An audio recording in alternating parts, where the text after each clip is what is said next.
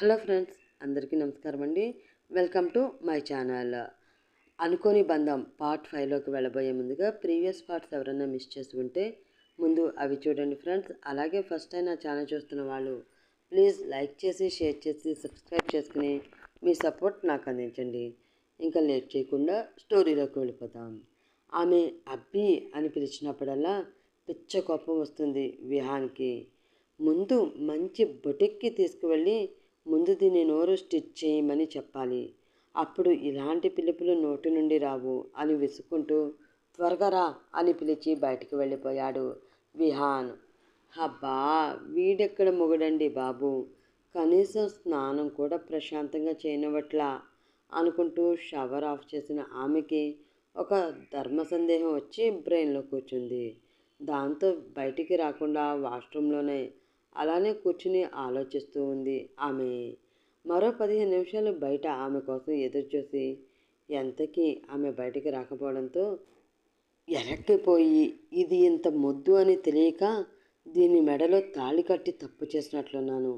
తాతయ్య పెళ్లి చేసుకుని 1 సంవత్సరం పాటు ఆమెతో కలిసి ఉండాలని కండిషన్ పెట్టాడు కాబట్టి పెళ్లి కూతురు పారిపోయాక మళ్ళీ పెళ్ళి అంటూ వాళ్ళు చేసే హడావిడిలో ఇరుక్కోవడం ఇష్టం లేక సమయానికి దొరికితే దీని మెళ్ళో తాళి కట్టానే కానీ దీనితో 1 సంవత్సరం కలిసి ఉండాలి అంటే కంపరం పుడుతుంది.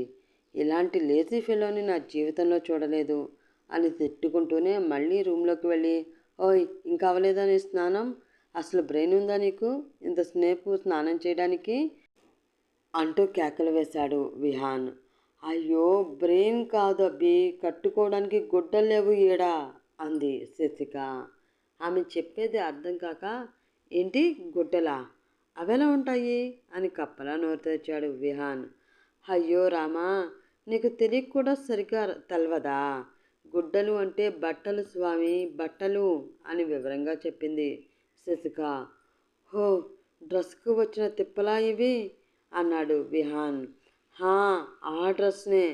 ఉన్న ఒక్క గుడ్డని నువ్వు చింపి పీలికల మాదిరి చేసి పడేసినావు. ఇప్పుడు నన్ను ఏటి కట్టుకోవాలి అని అడిగింది శశిక. ఆమె భాషకి తల కొట్టుకుని ముందు అర్జెంటుగా దీనికి తెలుగు నేర్పించాలి అని మనసులో అనుకుని 10 నిమిషాలు ఇదే గదిలో తగలడు, డ్రెస్ ఏర్పాటు చేస్తాను అంటూ బయటికి వెళ్ళిపోయాడు విహాన్. మనిషి మంచోడే కానీ కొంచెం మతి చెడినట్లు ఉండాది.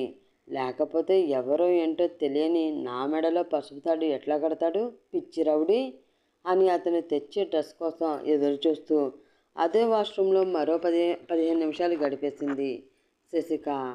అదే సమయంలో ఒక పెద్ద ఆఫీస్ ముందు నిలబడి ఆ ఆఫీస్పై కనిపిస్తున్న వర్మ ఎంపైర్ అనే పేరుని తదేకంగా చూస్తూ ఉంది ఒక అమ్మాయి. అలా ఆ అమ్మాయి ఎలాంటి చలనం లేకుండా అటువైపే చూస్తూ ఉండడంతో ఇప్పటికే గంట నుండి అదే ఆఫీస్ని అదే పేరుని చూస్తూ ఉన్నావు, ఎండ మండిపోతుంది రితిక, పద పోదాం అని విసుగ్గా అంది ఆమె పక్కనే ఉన్న ఫ్రెండ్ రేణు.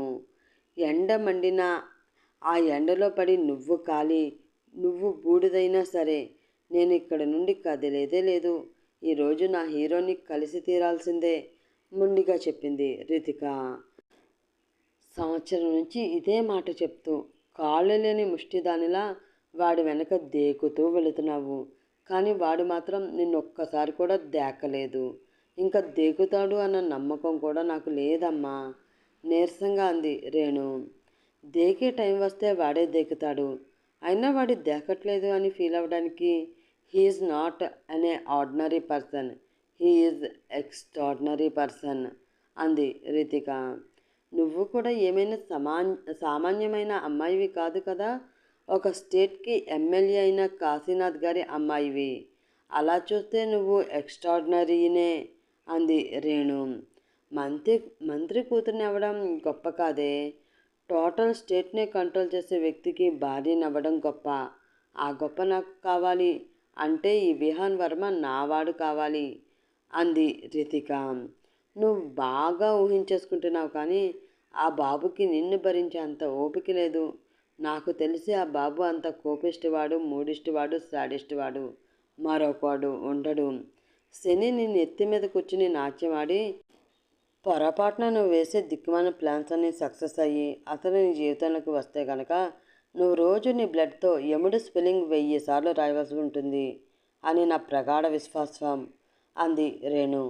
ఇప్పుడు నీ ప్రగాఢ విశ్వాసంతో నాకు అవసరం లేదు, కానీ అర్జెంటుగా నాకు ఈ కంపెనీలో ఒక జాబ్ కావాలి, దాని పని చూడు అంది రీతిక.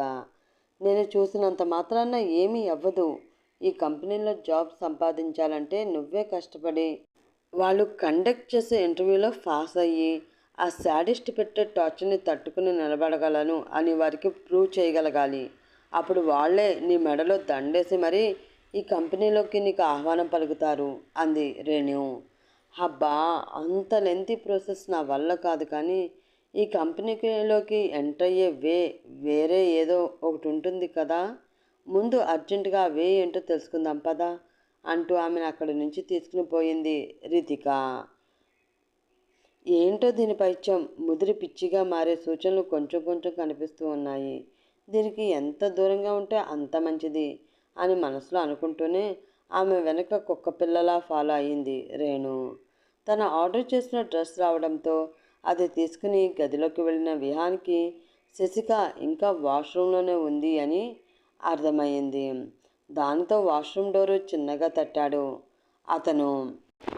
ఆ శబ్దంతో వాష్రూమ్లో ఉన్న బాత్ టబ్లో హాయిగా నిద్రపోతూ ఉన్న శశిక ఉలిక్కిపడి నిద్రలేచి, ఎవరది మంచిగా తొంగిన ఉంటే వచ్చి డిస్టర్బ్ చేస్తుండారు, మీకు అసలు బుద్ధన్నది ఉండదా అని ఆవలిస్తూనే అరిచింది ఆమె.